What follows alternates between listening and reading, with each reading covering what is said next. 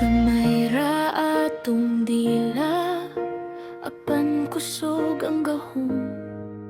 Usa ka pulong mahimong kalipay o kasakit sa dughan.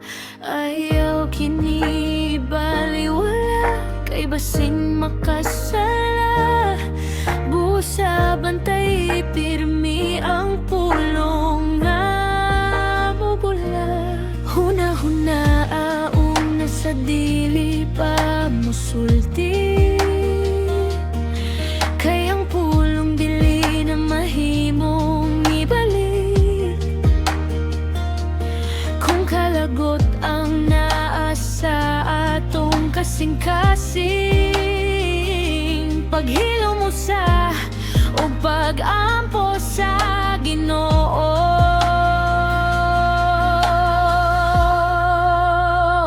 Gamay ra atong dila, ayaw gyud ibaliwala, kay ang sayop nga pulong mahimong hinungdan sa dakong sala. Bantay matag pulong nga mogula sa baba, kay ang pulong adunay gahom sa pagayo o pagpasakit sa isig katawo.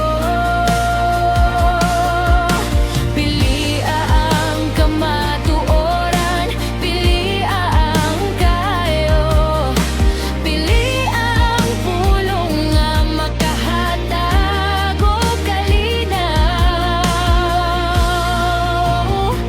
Gamay ra atong dila, apan dakong responsibilidad. Busa mag-amping kita sa matag pulong nga isulti.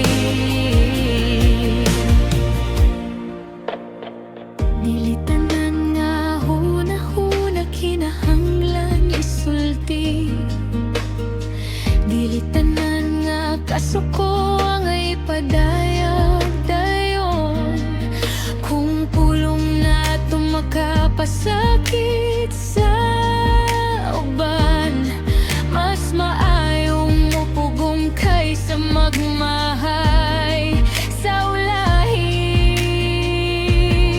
Ginoo, tuloy ko sa pagpugong sa akong dila. Hatagi ko kaalam sa matag akong isulti.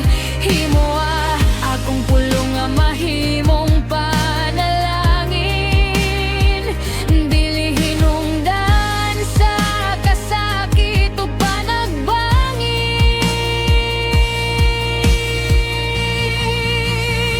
Gamay ra atong dila, ayaw gyud ibaliwala, kay ang pulong mahimong hinungdan sa dakong sala.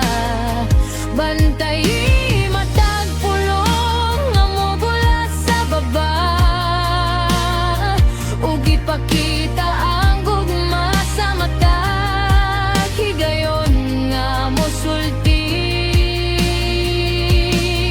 Sa kalagot man o kalipay, sa kalisod man o kahupayan, mag-amping kita sa atong mga pulong, ug pasidunggan ang Ginoo sa atong kinabuhi. Gamay ra ang dila, apan dakok mahimo. Bantay ang pulong nga mogula, kay ang pulong mahimo